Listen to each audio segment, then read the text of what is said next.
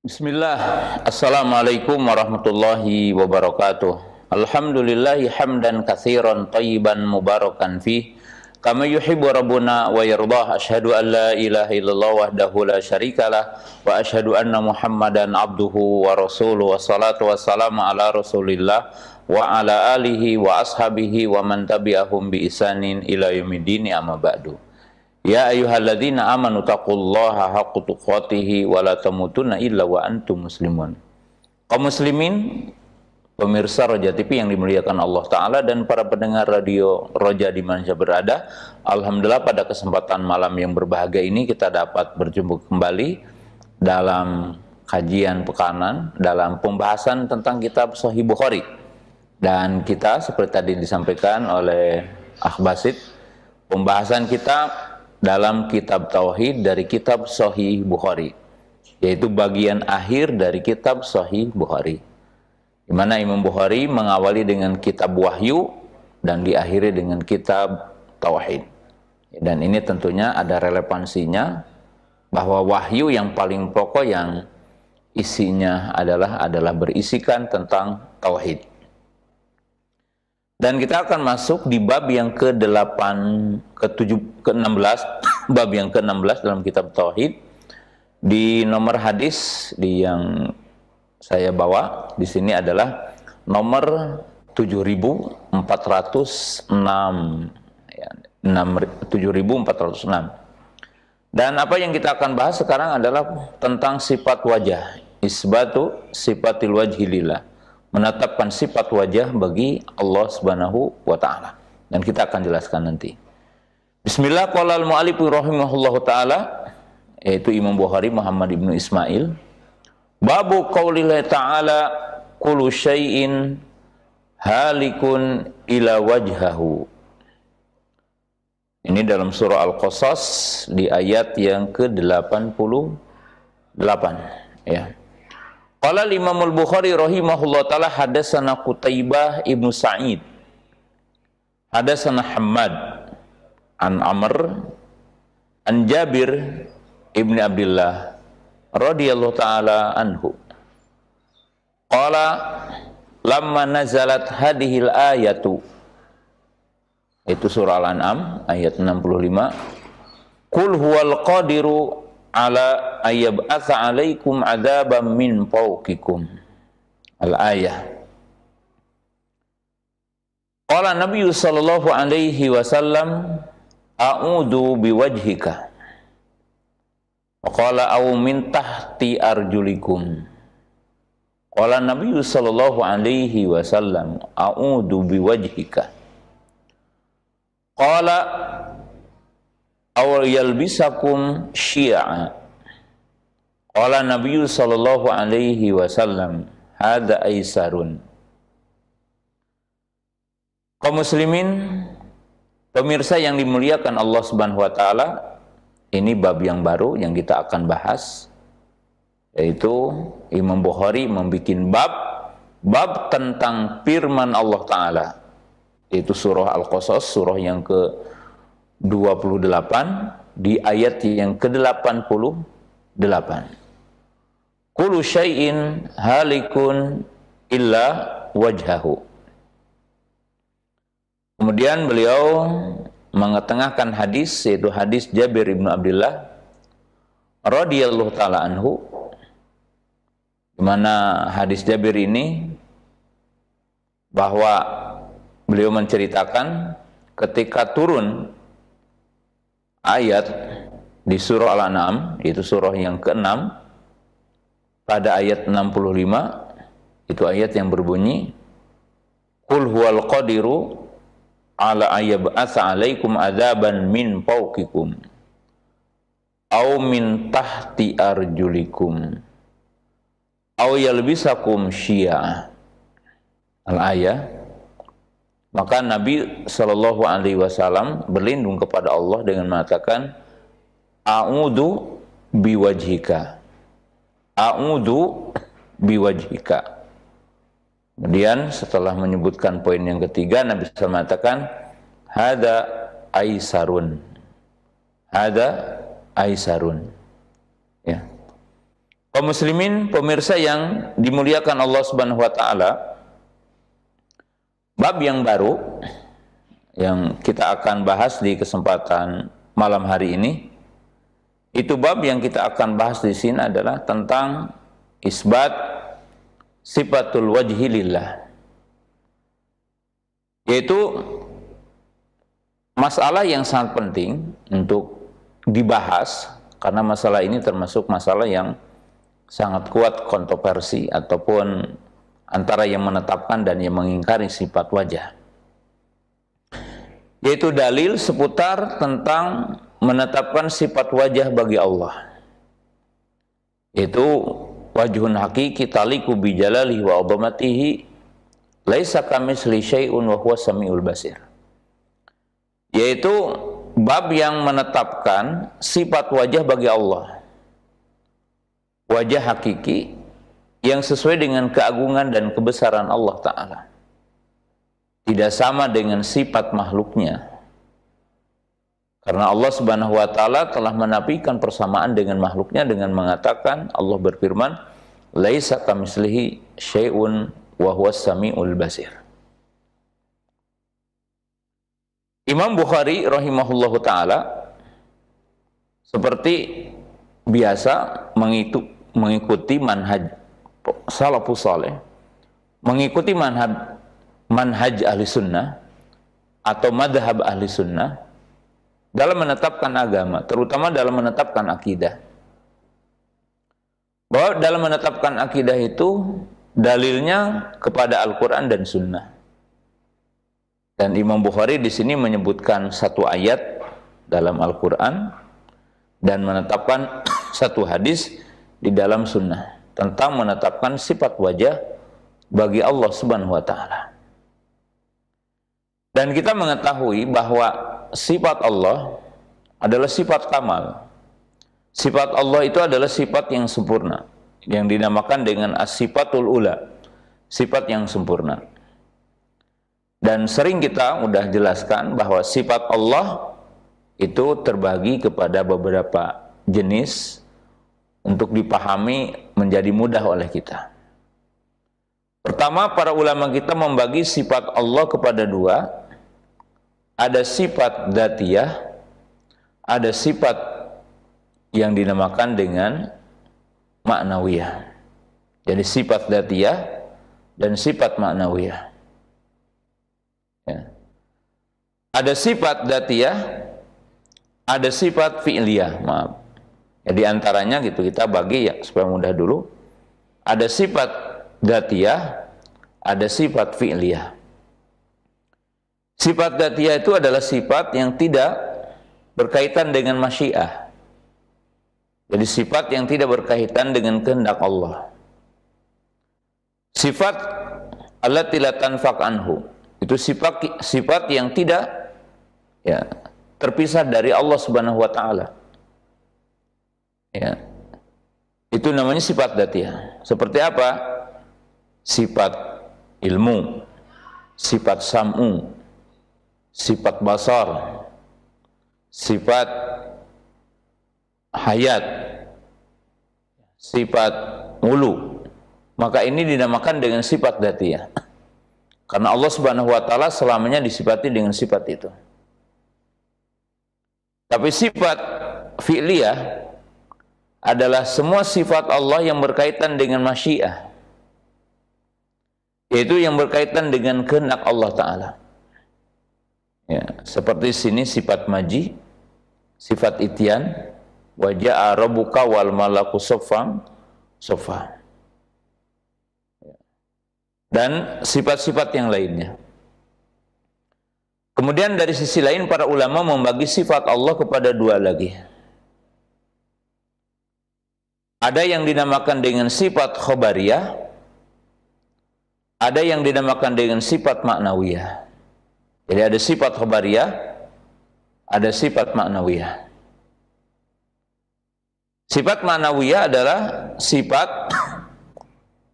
yang dijelaskan oleh para ulama bahwa dari sisi pendalilannya, maka di sana adalah nakliyah, kemudian akliyah. Jadi artinya akal bisa masuk dalam areal itu. Seperti apa? Sifat hayat, sifat sam'u, sifat basar, sifat ilmu. Tentunya kita menetapkan semua sifat itu adalah berkaitan dengan nakliyah, artinya dalil nakli, Quran dan Sunnah. Allah Subhanahu wa Ta'ala menetapkan semua itu dari nama-nama Al-Hayyu Al-Qayyum, Allahu la ilaha illa huwa Al-Hayyu Al-Qayyum. Kemudian wa huwa Sami'ul Alim, menetapkan sifat sami, menetapkan sifat sam'u, menetapkan sifat al-ilmu, as-Sami'ul Alim, as-Sami'ul Basir. Tetapi secara akal juga masuk dalamnya, bahwasanya akal menetapkan sifat itu. Karena secara akal manusia pasti mengimani dan menetapkan kepada Allah Ta'ala sifat ilmu. Karena zat yang menciptakan alam semesta mesti memiliki semua sifat itu. Sedangkan sifat yang kedua dinamakan dengan sifat khobariyah, yaitu sifat yang dalilnya hanya khobar, hanya as-sam'u, dalil sam'u, dalil nakal, dan akal tidak memiliki areal untuk itu. Seperti menetapkan sifat wajah, sifat al-yadain bagi Allah Subhanahu wa Ta'ala. Maka ini hanya dalil sam'u, dalil nakli, dan akal tidak punya areal untuk di situ.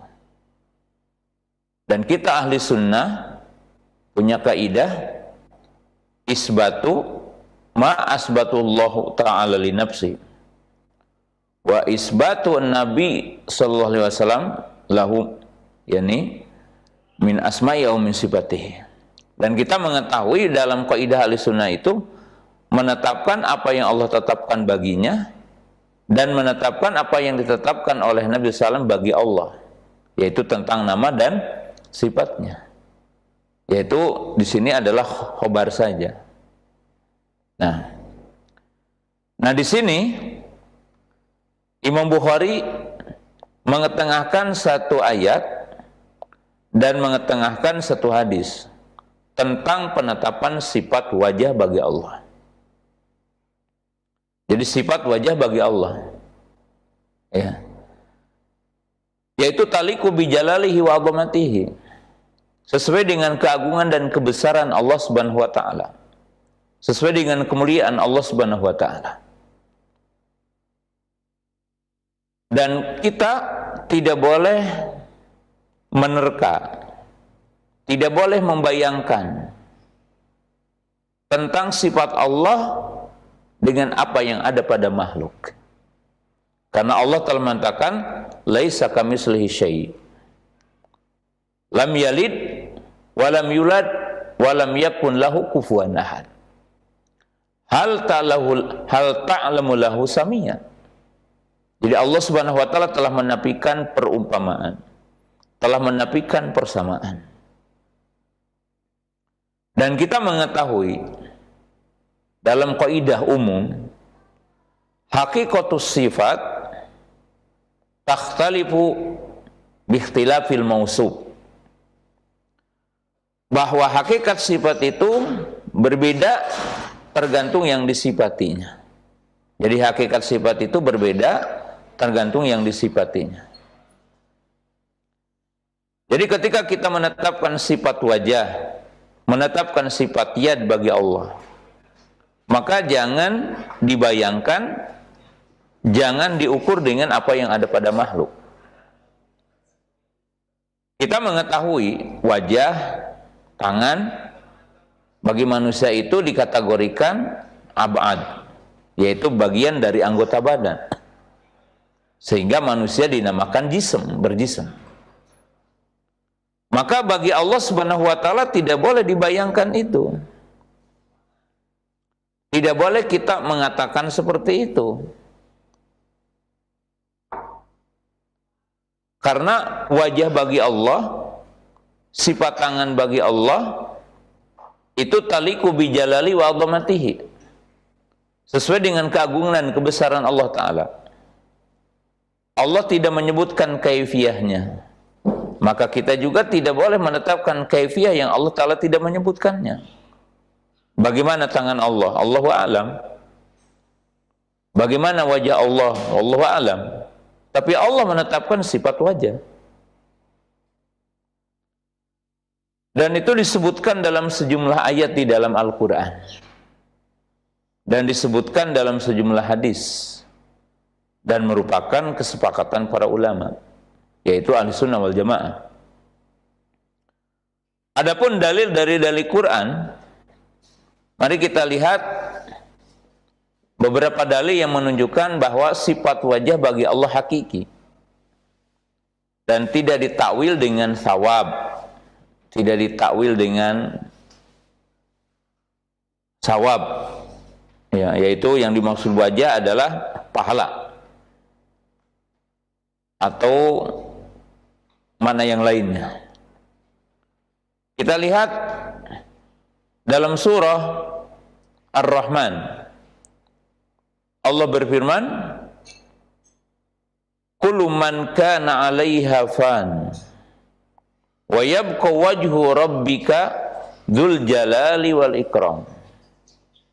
Kata para ulama, ya, dua ayat ini kalau dibaca diusahakan jangan dipisah. Karena dua ayat ini memiliki keimanan, hakikat keimanan yang tidak boleh dipisah. Yaitu ayat yang pertamanya apa? Kullu man 'alaiha fanin. Semua, ya, yang ada di atas bumi ini akan hancur. Artinya menunjukkan bahwa alam semesta dan seisinya, kemudian kita akan hancur. Yaitu ketika malaikat Israfil meniup sangkakala. Kemudian Allah mengatakan wa yabqa wajhu rabbika dzul jalali wal ikram. Dan yang akan tetap adalah satu-satunya zat adalah Allah. Yang tentunya yang disifati dengan sifat wajah. Jadi Allah Subhanahu wa taala yang disifati dengan sifat wajah. Berarti di sini ada dua keyakinan yang harus kita yakini. Dzul jalali wal ikram. Artinya Dzul Jalal itu sifat dari sifat wajah Allah. Kemudian pada ayat yang kedua, itu dalam surah Al-Qasas, Allah berfirman, dan ini yang dibawakan Imam Bukhari, wala tad'u ma'allahi ilahan akhara la ilaha illahu kullu syai'in halikun illa wajhahu lahul hukmu wa ilaihi turja'un. Janganlah kamu berdoa,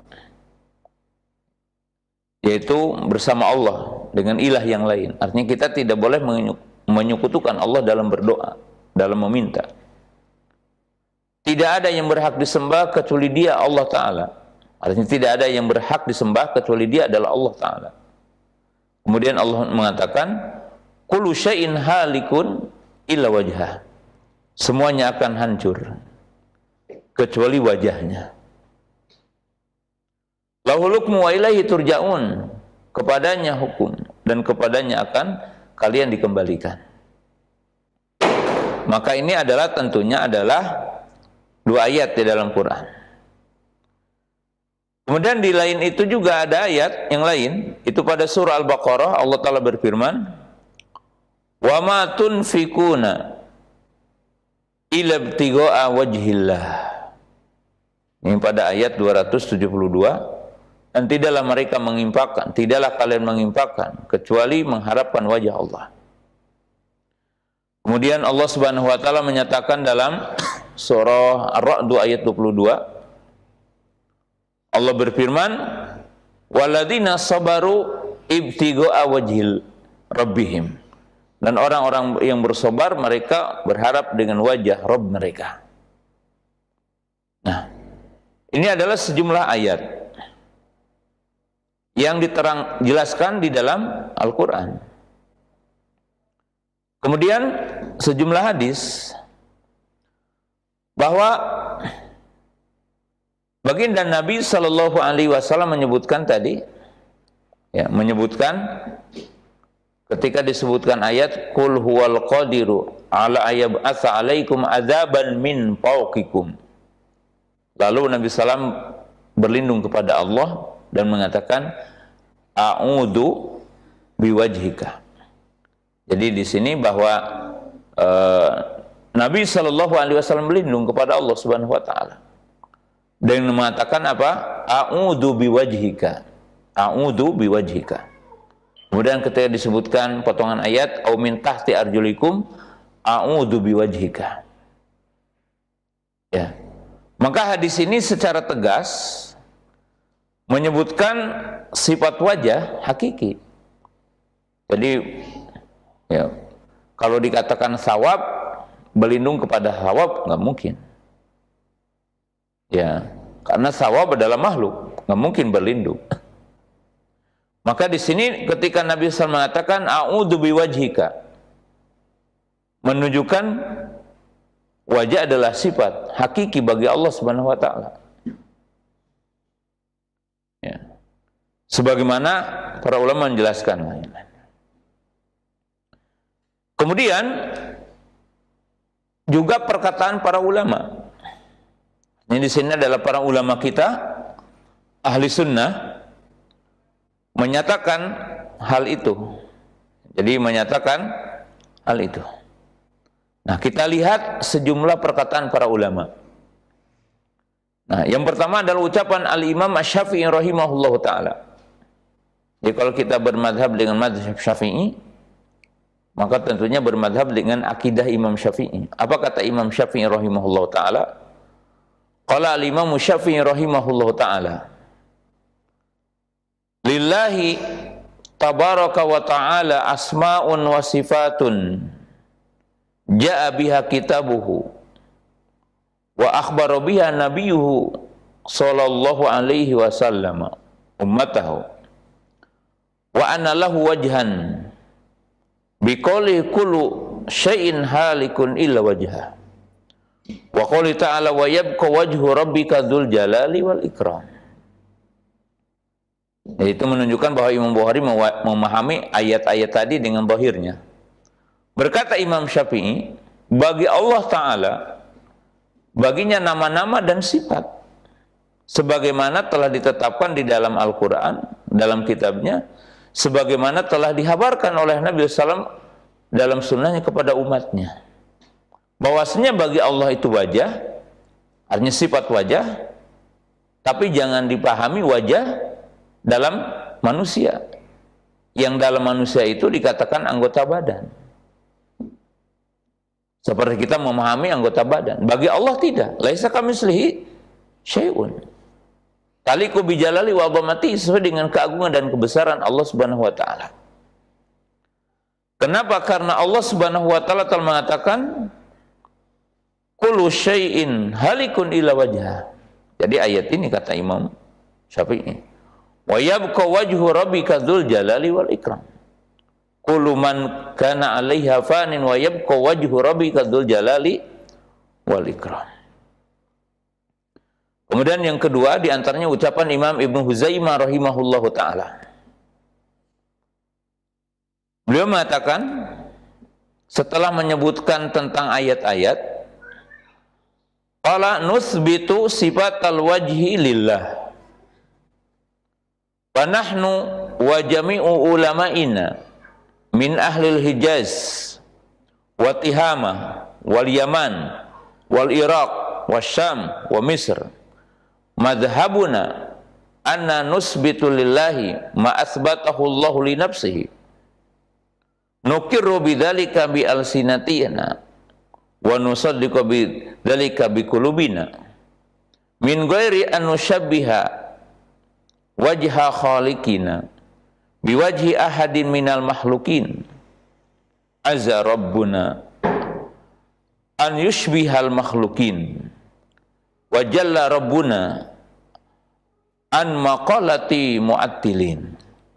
Kata Imam Ibnu Huzaimah rahimahullahu taala setelah mencantumkan dua ayat tadi, maka beliau mengatakan, kami dan sejumlah ulama kami, lalu beliau menyebutkan karena beliau itu ya meninggal dunia tahun 200-an sekian.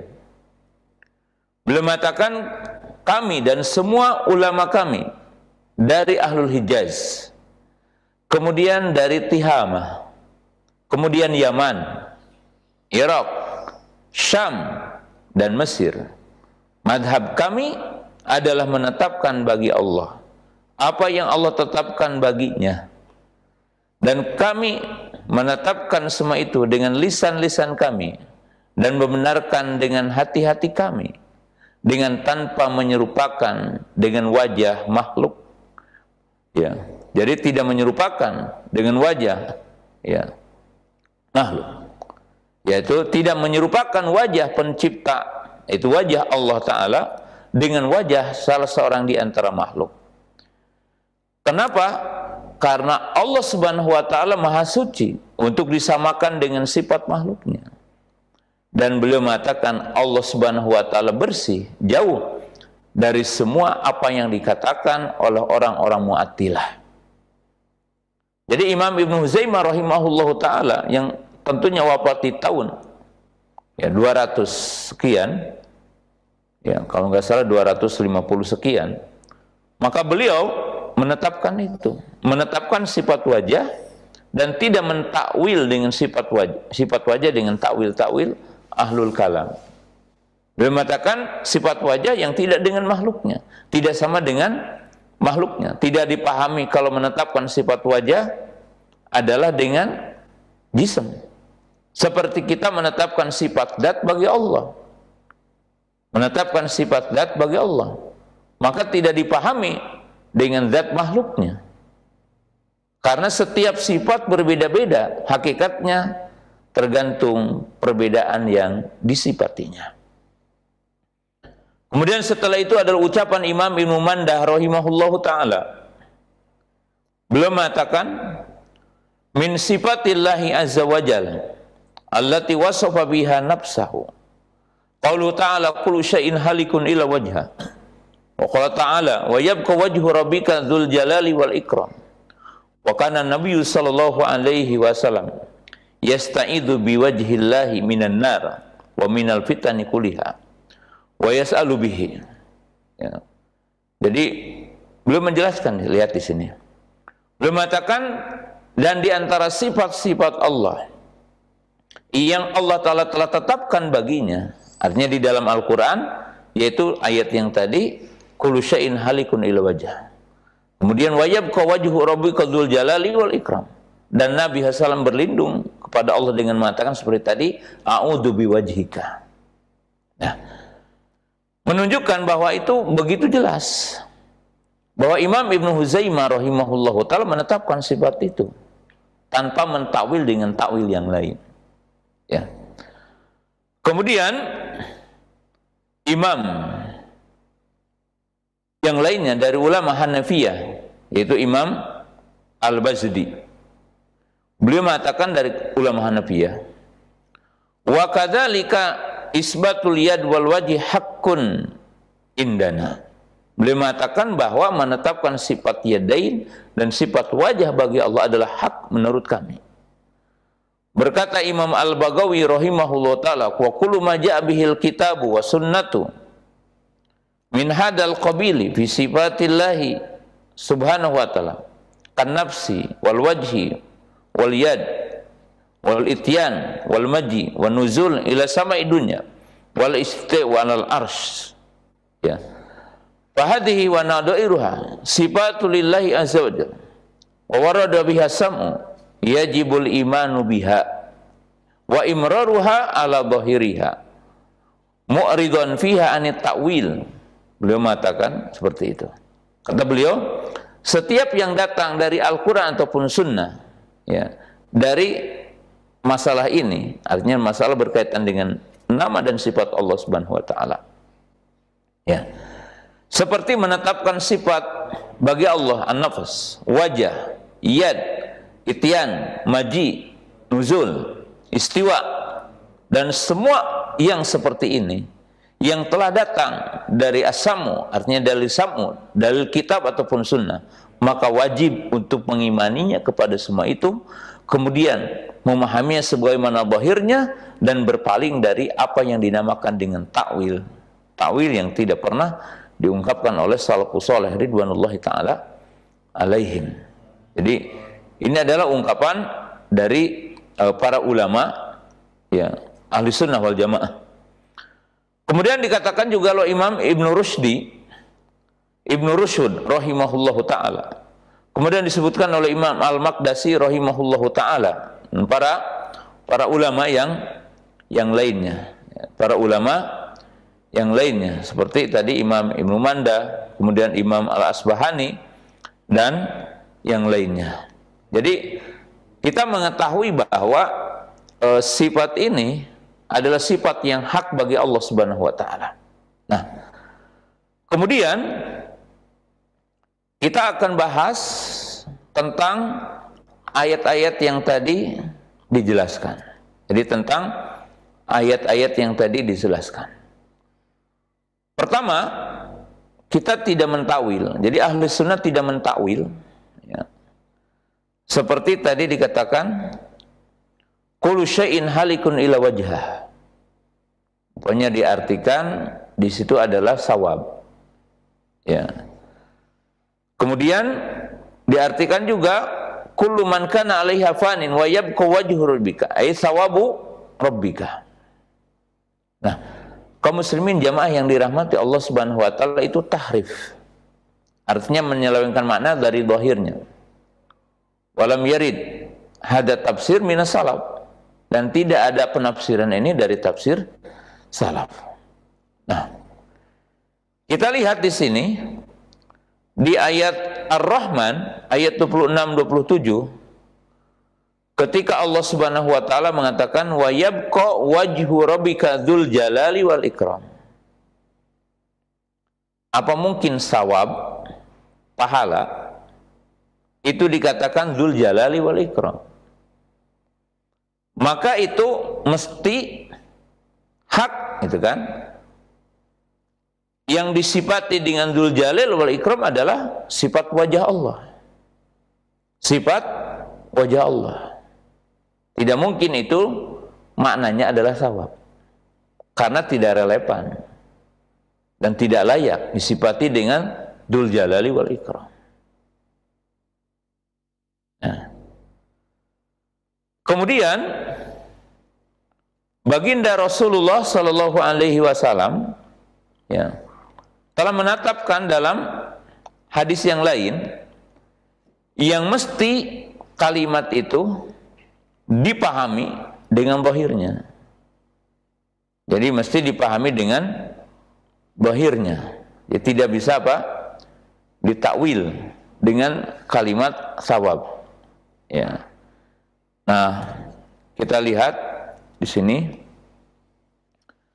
ya, artinya dalam riwayat yang lain ya, bahwa Rasulullah Shallallahu Alaihi Wasallam telah menjelaskan dengan riwayat yang lain, ya, yang menunjukkan wajah itu adalah wajah hakiki. Ya. Kenapa? Karena Nabi Shallallahu Alaihi Wasallam telah mengungkapkan kalimat yang tadi, yaitu mengatakan a'udzu biwajhika. Di dalam hadis yang lain Nabi SAW menyebutkan a'udzu biwajhi lahi al-karimi wa bi kalimatillahi tamah.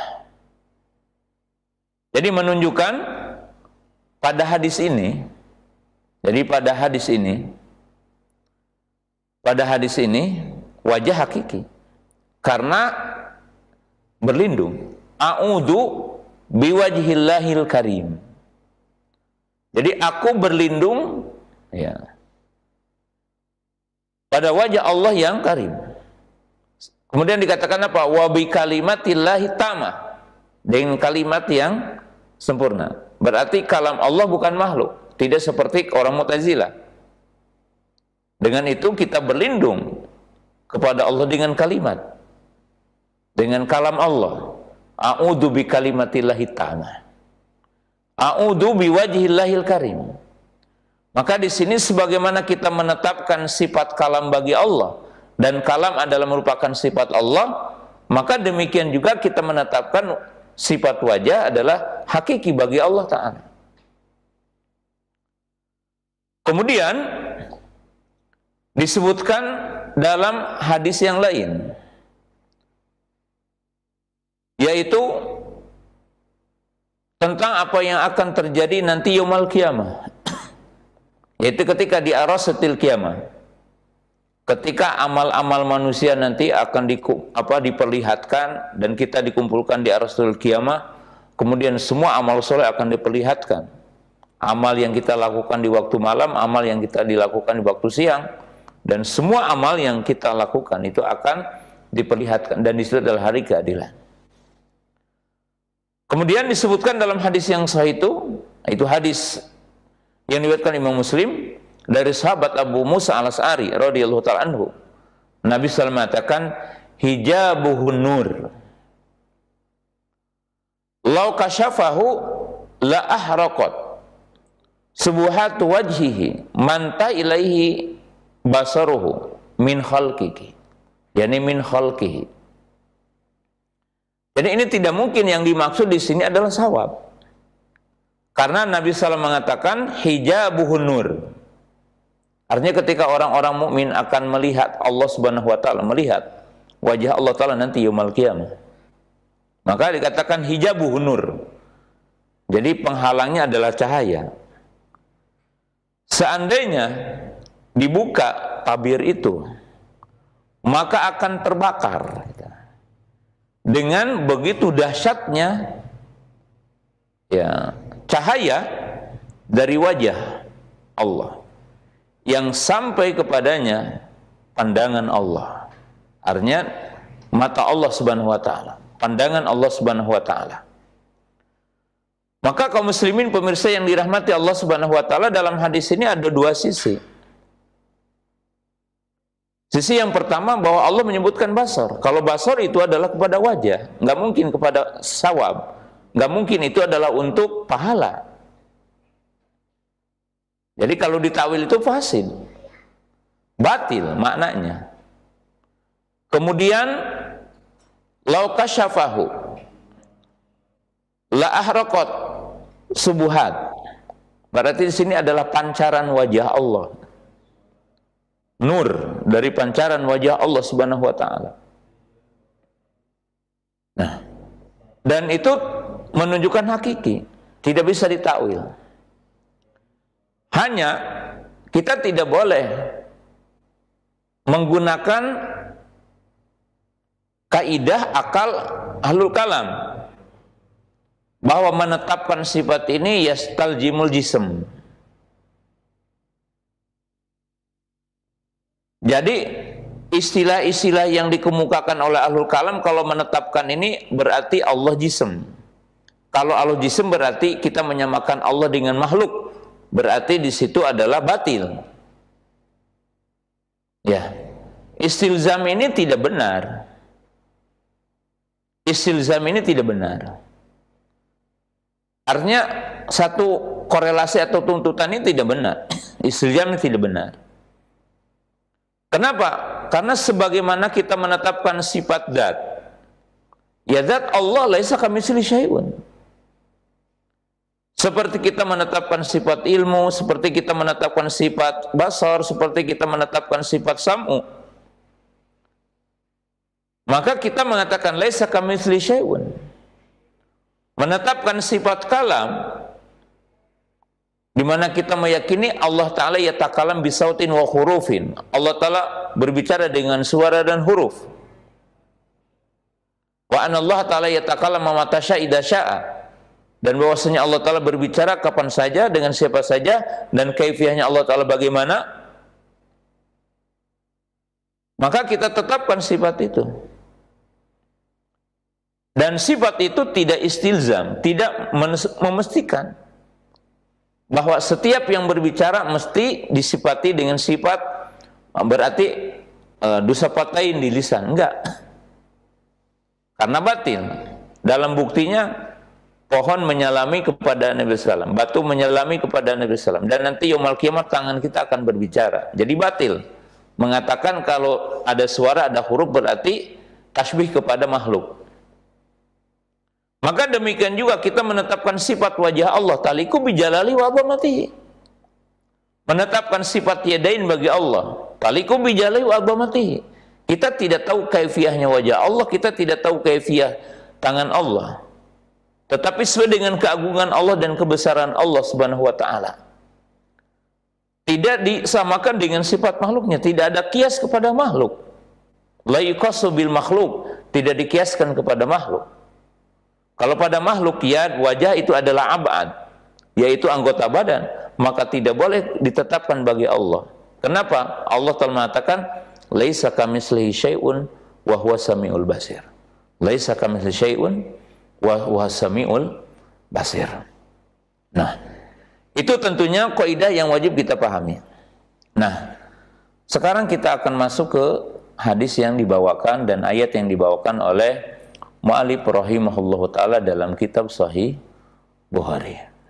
Nah, kita lihat di sini ya, bab yang dibawakan oleh Mu'allif rahimahullahu ta'ala ya, agar kita lebih memahami ya, setelah kita disebutkan dengan global tadi ya.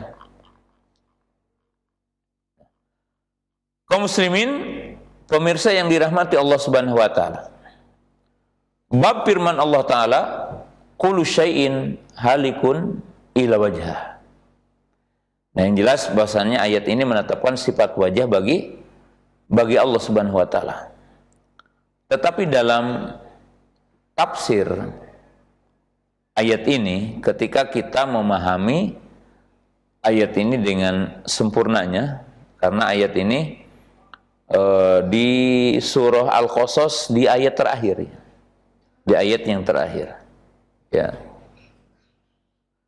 Dan ayat ke-87-nya kita lihat, wala yasuddannaka an ayatillah ba'da id unzilat ilaika wad'u ila rabbika wala takunnana minal musyrikin.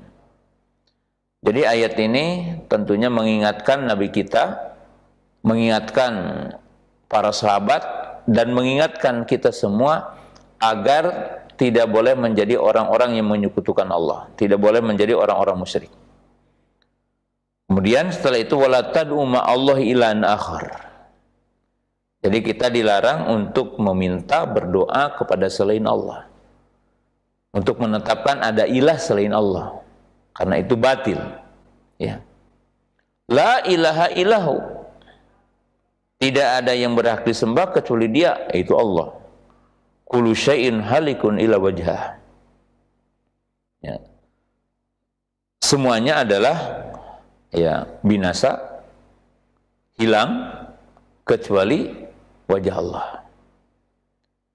Nah, dalam ayat ini ya, sebagian para ulama setelah menetapkan sifat wajah bagi Allah Ta'ala, maka ada tafsir,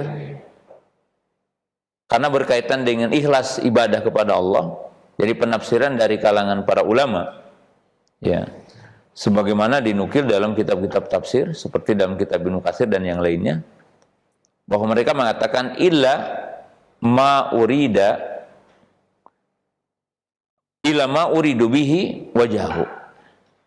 Jadi di situ dikatakan semua amalan, kullu syai'in halikun ila wajhah. Jadi diartikan semua amalan itu adalah sia-sia atau akan hancur sia-sia kecuali amalan yang karena Allah Subhanahu wa taala. Jadi kecuali amalan yang karena wajah Allah Subhanahu wa taala. Jadi di sini diartikan kecuali orang yang mengharapkan ikhlas dengan amal soleh itu. Dan ini tentunya tidak menafikan tentang tafsir tadi. Karena ini dicocokkan ataupun relevansi dari ayat sebelumnya, dari kalimat sebelumnya tentang wajibnya mengikhlaskan ibadah hanya kepada Allah. Bahwa kita beribadah hanya kepada Allah, berdoa hanya kepada Allah. Ya, maka diartikan oleh sebagian para ulama ya, di dalam ayat ini, yaitu yang dimaksud bahwa semua amal yang dilakukan oleh seseorang tanpa karena Allah, maka itu akan sia-sia. Yang akan abadi, yang akan diterima di sisi Allah Subhanahu wa taala adalah amalan yang dikarenakan Allah Subhanahu wa taala. Ya. Itu pada ayat yang terdapat dalam surah Al-Qasas. Ya. Kemudian ayat yang pada surah Ar-Rahman, yaitu ayat yang tadi di dalam dua ayatnya, kullu man 'alaiha fanin. Jadi semua gitu kan, itu adalah hancur. Wa yabqa wajhu rabbika dzul jalali wal ikram. Kullu man 'alaiha fanin wa yabqa wajhu rabbika dzul jalali wal ikram. Ya. Nah, di sini kaum muslimin pemirsa yang dirahmati Allah Subhanahu wa taala, ada sebagian orang memaknai wa yabqa wajhu ay bimana dzatu rabb. Zat diartikan di sini wajhu bimana zat. Ya. Kemudian yang kedua, ada yang menafsirkan wa yabqa wajhu rabbika ay bimana wa yabqa sawabu rabbika. Sawabu rabbika. Maka kaum muslimin pemirsa yang dirahmati Allah Subhanahu wa taala, kedua tafsir ini adalah keliru. Ya. Karena di situ tahrif ta'til, artinya menyelewengkan, dan ada ta'til, yaitu akan berkonsekuensi menafikan sifat wajah bagi Allah, menetapkan sifat wajah bagi Allah. Ya. Kalau kita menetapkan sifat zat bagi Allah, ya, tapi zat yang disifati dengan sifat wajah, zat yang disifati dengan sifat wajah. Tapi kalau mengartikan wa yabqa wajhu rabbika ay bimana zat dan menafikan sifat wajah, maka ini adalah batil. Karena ayat ini menafikan itu. Nah, kalau diartikan dengan sawab, maka itu pun tidak relevan. Nah, artinya tidak benar. Karena itu tahrif. Tidak ada para sahabat, para tabi'in, para tabi'ut tabi'in yang mereka menafsirkan ayat itu dengan maksudnya itu. Ya. Maka di situ menetapkan sifat wajah. Wajah yang gimana? Taliku bijalahi wa zamati, sesuai dengan keagungan dan kebesaran Allah Subhanahu wa taala. Laisa kamitsli syai'un, tidak menyerupai dengan sifat makhluknya. Dan tidak boleh juga kita mengistiljam dengan istiljam yang tadi. Artinya konsekuensi-konsekuensi yang dipahami seperti tadi, dan itu adalah keliru. Nah, kemudian kaum muslimin pemirsa yang dirahmati Allah Subhanahu wa taala, nah, terakhir kita akan masuk ke hadis di sini. Itu hadis Qutaibah. Hadis Qutaibah ibnu Sa'id, dari jalan Qutaibah ibnu Sa'id, hadis Jabir ibnu Abdillah radhiyallahu ta'ala anhu. Qala lama nazalat hadhil ayatu, tatkala turun ayat ini, qul huwal qadiru ala alaikum adzaban min fawqikum, maka Nabi sallallahu mengatakan a'udzu biwajhika, faqala au min tahti arjulikum, faqala Nabi sallallahu a'udzu biwajhika, qala au yalbisakum syi'an, qala Nabi sallallahu hadza aisar. Nah, pertama Imam Bukhari menguatkan Quran dengan hadis. Jadi berarti dalilnya apa? Quran kemudian hadis. Berarti itu lengkap, Quran hadis. Kemudian setelah itu aqwal para salafus saleh ridwanullahi taala alaihim. Nah, jadi Imam Bukhari ingin menetapkan bahwa sifat wajah itu hak. Dan wajib kita menetapkan sifat wajah bagi Allah. Dalilnya apa? Quran. Kemudian dalilnya sunnah. Yaitu kata-kata a'udzu biwajhika. Aku berlindungan dengan wajahmu. Ya. Maka tidak mungkin aku berlindung dengan pahalamu, dengan sawabmu, atau dengan urusanmu. Enggak. Ya, karena itu konsekuensi berlindung kepada makhluk. Ya. Maka di sini a'udzu biwajhika. Seperti tadi dikatakan a'udzu biwajhillahil karimi wa bi kalimatillahi tamah. Jelas. Jadi kedua sifat Allah, sifat kalam dengan sifat apa? Sifat wajah. Nah, kemudian kaum muslimin pemirsa yang dirahmati Allah Subhanahu wa taala, di sini ada faidah lain yang kita akan bahas tentang di sini ancaman Allah taala kepada kita, ancaman Allah kepada makhluk. Ya. Itu apa yang Allah Subhanahu wa taala tetapkan di sini pada surah Al-An'am, surah Al-An'am yaitu surah yang ke-6, ya, surah yang ke-6. Dan ini di ayat, ya, surah Al-An'am ayat 65. Jadi pemirsa bisa lihat nanti di sekarang ataupun nanti setelah talim ini di ayat yang ke-65. Ya. Allah Subhanahu wa taala berfirman, ya, di sini, Qul, katakanlah wahai Muhammad, huwa, dialah Allah, al-qadiru, yang maha mampu, ala ayyab'atsa alaikum adzaban min fawqikum, untuk menurunkan azab kepada kalian dari arah atas, au min tahti arjulikum, atau dari bawah kaki kalian, au yalbisakum syia'an yudhiku ba'dakum ala ba'din. Jadi menjadikan pertikaian, permusuhan, ya, satu dengan yang lainnya. Artinya di sini ada yang dolim satu dengan yang lainnya, berkuasa kepada satu yang lain, terjadi pertikaian, permusuhan satu dengan yang lainnya. Kemudian Allah berfirman di ujungnya, undur kaifa nusarriful ayati la'allahum yafqahun. Lalu perhatikan bagaimana Allah Subhanahu wa taala musarrifu, artinya Allah taala menurunkan, memerintahkan, ya, untuk datangnya azab agar kalian adalah faqih. Nah, kaum muslimin pemirsa yang dirahmati Allah Subhanahu wa taala, pada ayat ini salah satu poin yang wajib diperhatikan oleh kaum muslimin, bahwa segala sesuatu yang terjadi hari ini berupa apa? Berupa segala sesuatu yang terjadi, yaitu minal zilzal wal khasf, ya, dari berbagai bentuk jenis kejadian-kejadian. Seperti apa?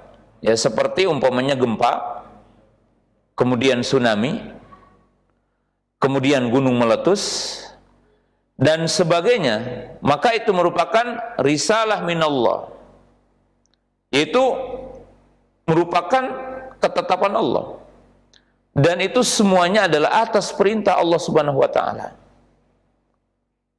Jadi bagi kita orang beriman, ketika terjadi gempa bumi, jangan semata-mata kita mempelajari ilmu tentang, ya, bumi, mengatakan oh ini karena lempengan dan sebagainya.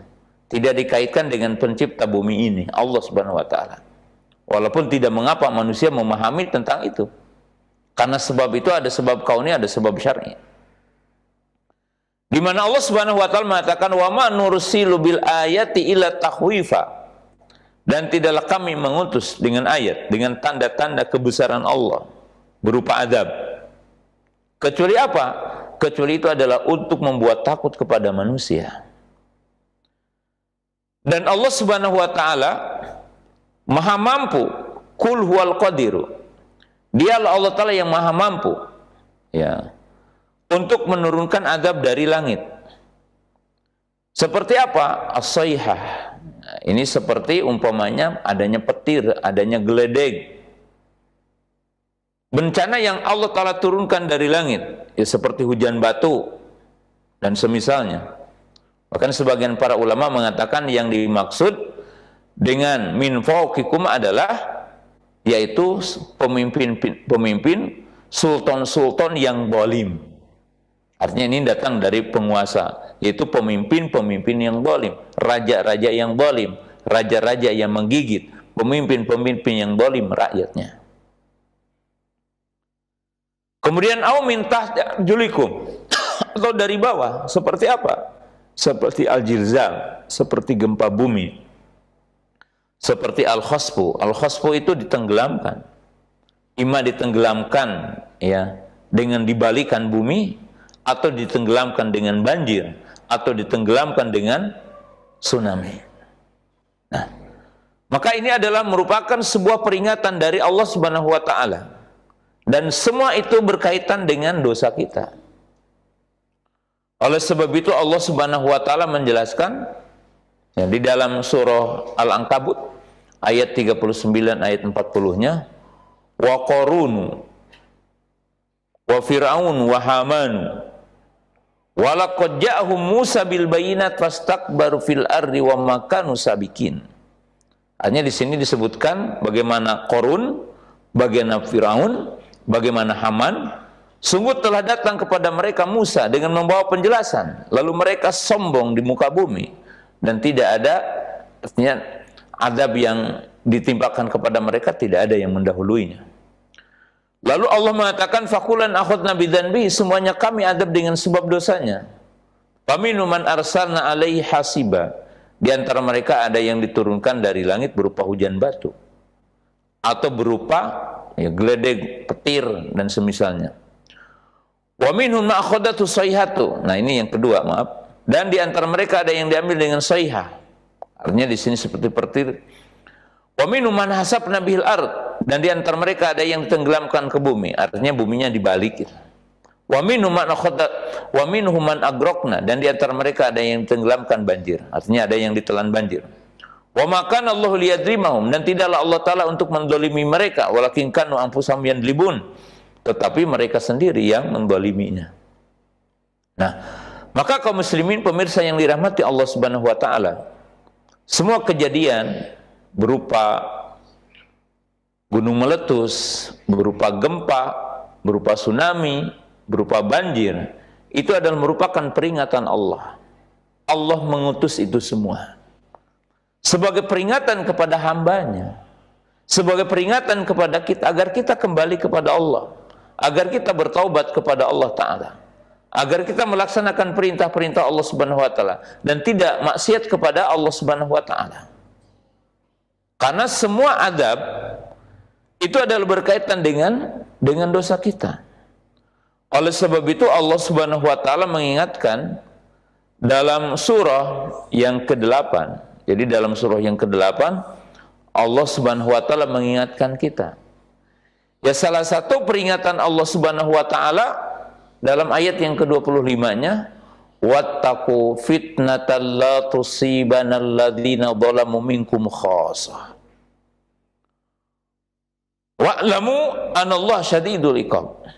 Dan takutlah kamu kepada fitnah. Fitnah yang dimaksud di sini adalah adab yang tidak hanya akan ditimpakan kepada orang-orang zalim secara khusus di antara kamu, tapi orang beriman. Kalau kita tidak mengingkari kezaliman yang ada, keburukan yang ada, maka adab Allah itu akan meliputi semua, baik orang yang berimannya ataupun orang yang durhakanya. Hanya beda ujungnya nanti. Kalau orang beriman itu mendapatkan ujian dunia, maka akan menghapus dosanya, mengangkat derajatnya, dan meringankan tentang perjalanan nanti di Rasul Qiyamah.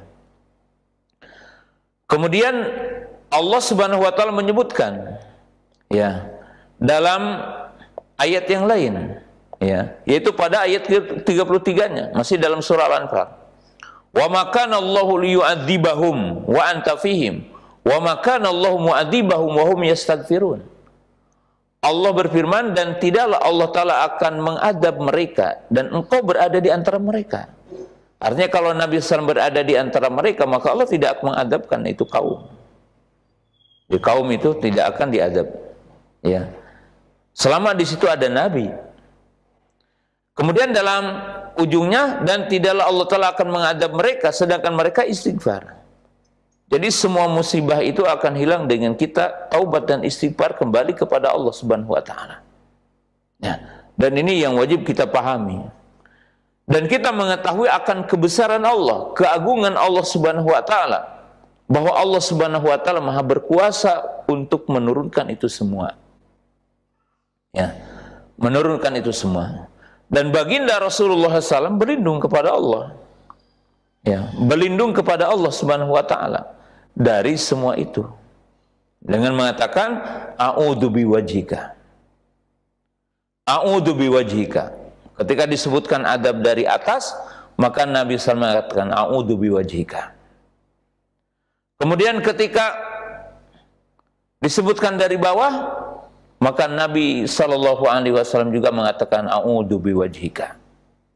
Nah, tetapi kaum muslimin pemirsa yang dimuliakan Allah Subhanahu wa Ta'ala, nah di sini ya kita lihat bahwa ketika Nabi SAW ya itu menyebutkan ayat yang terakhirnya, ya, jadi ketika menyebutkan bagian ayat yang terakhirnya, yaitu ketika menyebutkan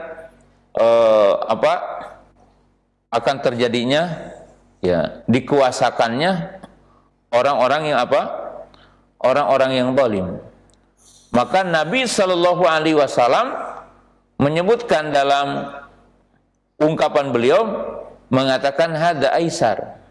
Ya, ini adalah artinya lebih mudah. Ya, dan beliau tidak mengatakan a'udzu biwajhi. Jadi a'udzu biwajhillah. Ya, jadi beliau tidak menyebutkan kalimat itu. Nah, kenapa? Karena ya itu bisa dilawan gitu. Dalam arti dilawan dengan sisi lain, yaitu dengan islahu nafas. Jadi dengan islahu nafas, yaitu dengan mengislah diri sendiri. Jadi dengan Islam diri sendiri. Tetapi kalau berkaitan dengan adab yang pertama dan adab yang kedua, itu Allah Subhanahu wa Ta'ala menurunkan adab dari langit, Allah Subhanahu wa Ta'ala menurunkan adab dari bawah bumi, ya, maka itu merupakan iradah Allah Subhanahu wa Ta'ala yang tentunya jika Allah mengendakinya, maka Allah Ta'ala akan menurunkan semua adab itu. Untuk apa? Untuk menakutkan hambanya, untuk memperingatkan kita dari semua ya apa yang kita lakukan di muka bumi ini. Tatkala kita itu berpaling dari Allah Subhanahu wa Ta'ala, tatkala kita itu tidak melaksanakan perintah-perintah Allah Subhanahu wa Ta'ala, tatkala kita itu adalah lalai kepada semua perintah-perintah Allah Subhanahu wa Ta'ala, ya, maka Allah Subhanahu wa Ta'ala memperingatkan kita. Dan ini tentunya kita tadaburi semua musibah yang menimpa kepada kita semua di negara ini, berbagai kejadian dan semuanya adalah berkaitan dengan dosa kita.